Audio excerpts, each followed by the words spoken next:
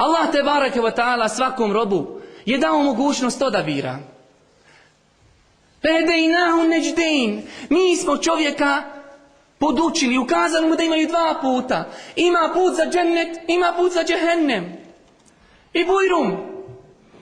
Koliko je ljudi koji su vidjeli ovu plakatu pa nisu došli ovdje.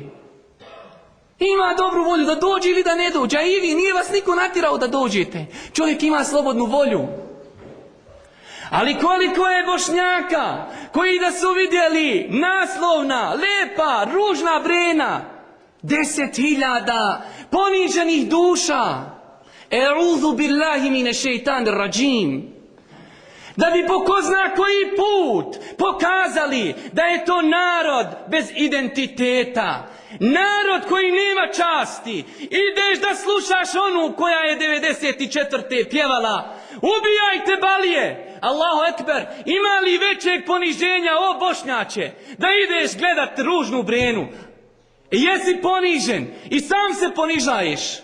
Hajde, Japanac voli Amerikanca. Nikad. I neće mu do sudnjeg dana zaboraviti što im je bacio atomsku bombu.